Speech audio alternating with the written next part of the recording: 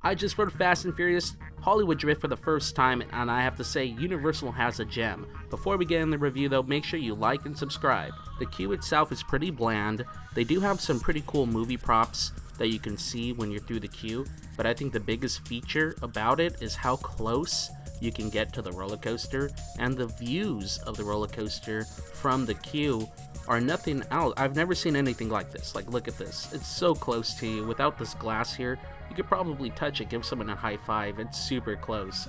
And you get a great view of the whole station, of multiple launches, like right there. It flies right through you as well.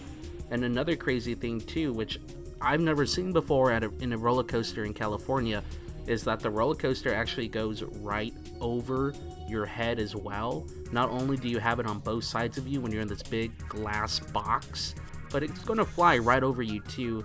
I think the worst part of the queue was standing in the glass box though, even though it gave us good views. It got pretty hot. This was for a pass member preview, and it was at 9 in the morning when we were in line here. And it was already heating up in there. They do have fans, but I'm not sure if they were really doing their job.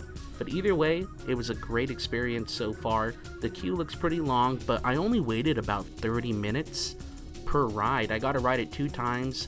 Universal did cut us off early. I had a time from 9 to 11, and they stopped letting us back in at around 10:40.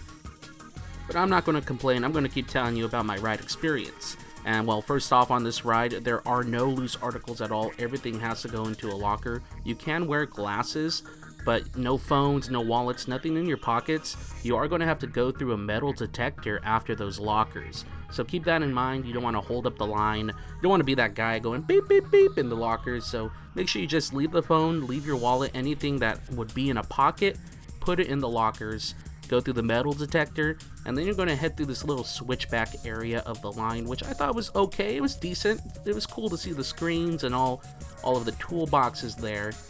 I was starting to get dizzy though, going back and forth through all these switchbacks, and also there are a lot of stairs in this line after the metal detectors, so keep that in mind. Maybe if you're not physically able to go up so many stairs, talk to a team member. They do have ADA access for this ride. I believe they have an elevator system on the other side of the stairwell, so no matter what it is, you'll be able to get up to the station, and trust me, it is a great station. Now, this is my first time actually seeing it in person. I didn't go to Universal for any of the media previews or any of the soft openings. I actually went during the pass member preview this past week, and I was amazed with the art. I loved the art in the line and in the station. I love the style of it. Oh, and also, this is going backwards because they added a third vehicle to the track, which I thought was something cool to see.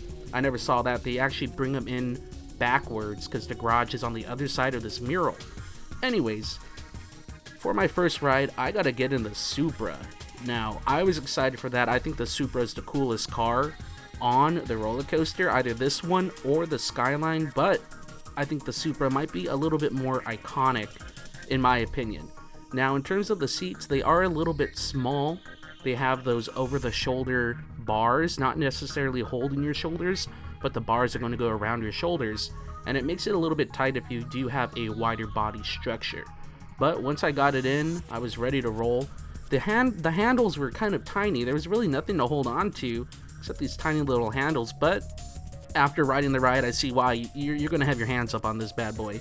So without further ado, let's head into the first ride review, my very first ride on Hollywood Drift in the Supra.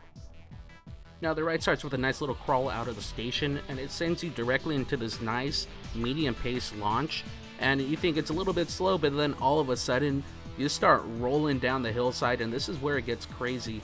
In the back of the car, through these little bunny hops, we had some major airtime in the Supra, and then we started spinning, which I thought was insane. You can see each car does a little bit of a different spin through these inversions here, and at this point through the first brake run, I was already feeling it. I was pretty dizzy, and the spinning continues. We do a little flip around here through this little churn. It was crazy. At this point, I did not know where I was.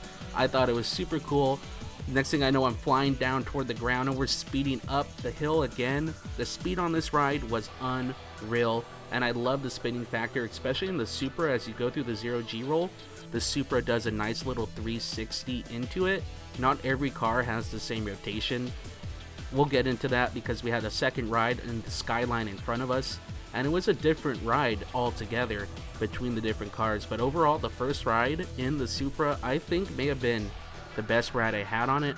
I had fun no matter where I sat on this, but something about that back car get a lot of airtime, and the spinning is just right over that 0G roll, which I think is one of the most intense elements on this attraction. But overall, I gave it a 2 thumbs up for my very first time, and we went again. So let's go check out footage for the second ride in the blue car right in front of us, the GTR Skyline. Now, one thing I noticed is that the back seats on each car are a little bit higher than the seats in front of them. And as we started going down the hill, I noticed I was getting some airtime, but not as much as that back seat. But this is where things get a little bit different because we do a full rotation through this first inversion here. You can see the Supra just kind of does a drift. And in the blue GTR, we did a whole 360 during that first inversion, which really made me even more dizzy than before. Now through this next sequence, all the cars kind of have the same movement. Everyone goes backwards and then flips around forward, doing a 180 right here, which was really cool. It maintains great speed through that part. And of course, the launch hill back up is so unreal. And going over the 0G roll, sorry I'm laughing. I feel like I'm on the ride watching this video. Going through that 0G roll was kind of regular in the blue GTR just because there is no spinning going on during that element in this car. That's one thing I noticed between all the other ones. This one kind of stays stationary through that 0G roll, but nonetheless, it was a very good ride. Pretty cozy and comfortable. I gotta give it a 9 out of 10.